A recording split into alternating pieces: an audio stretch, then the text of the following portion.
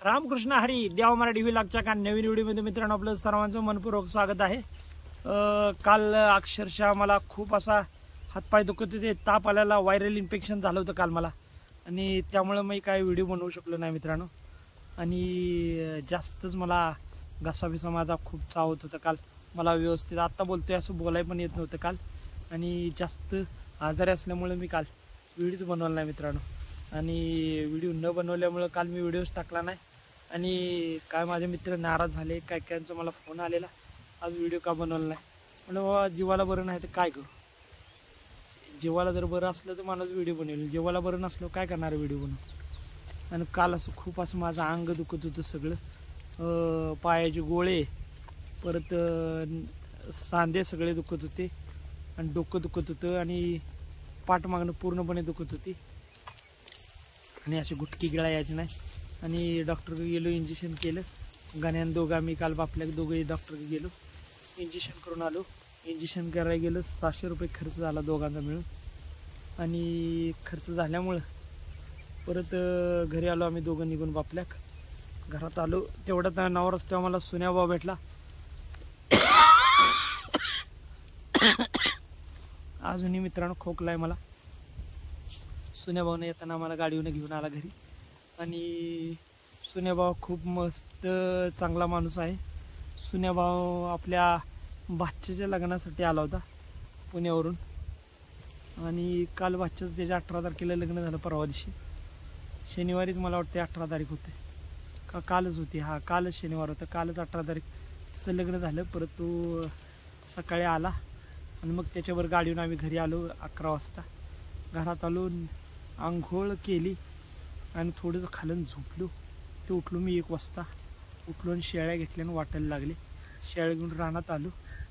शेळ्या रानात घेऊन आल्यानंतर हळूहळू रस्त्याकडनं चारत रस्त्याकडनं चारतो शेळ्या आणि माझ्या एका शेळीला सर्पदंश झाला, तुम्ही बघू शकता मित्रांनो। ही समोर म्हणजे म्हणून शेळी, तिला सर्पदंश झाला होता, तिला चालता येत नसेल, ती कुठे पडती, म्हणून शेळ्या मी बागेत रानात चारायला चालू केल्या ते, का तर शेळी पडली कुठं तर डोंगरात कळणार नाही, म्हणून शेळ्या बागेत रानात चारतो मित्रांनो। सकाळी बकऱ्यांनी पाजले अल्बोमार, 5-5 मिली बकऱ्यांनी पाजले, वजन असेल त्या हिशोबानं अल्बोमार सकाळी पाजले, जंताचं औषध आणि थोडासा सुबाबडीचा पाला आणून बांधला होता बकऱ्यासनी, तो बकऱ्यांनी खाला। आता बकरी आणली ते शेळ्यान बकरी सगळी संगती घेऊन आले रानात, आता हळूहळू चारत जायचं घराकडे।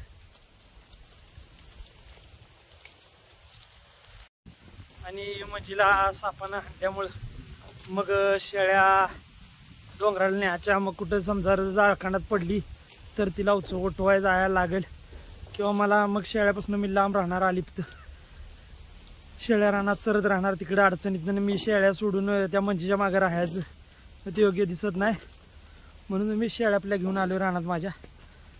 काल मला बरं नव्हतं तरी मी तसं शेळ्या घेऊन आलो जीवाच्या कारावर, काय करणार, माझ्या पासारीने नेल्या असत्या शेळ्या, पण काय करू, मी शेळ्या वेगळ्या काढल्या तर त्यामुळे आता मला राखणं भागच आहे।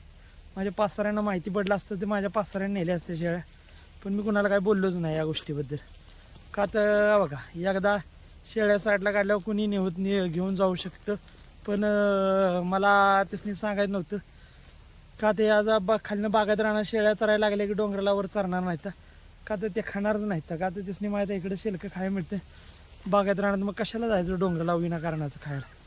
आणि डोंगराच्या खाण्यानं आणि बागात राहण्याच्या खाण्यानं लय फरक। त्याचबरोबर मी करडं बी आणायला लागलो रानात, बारकी बारकी बकरी येते माझी 2-2.5 महिन्याची, ती पण बकरी येते त्यांच्याबरोबर शेळ्यांच्याबरोबर रानात चालायला, मग ती सगळी करडं बिरडं संगती असली म्हणजे शेळ्या बी खात्यात आहे, करडं बी खात्यात आहे, सगळ्यांचंच पोट भरते।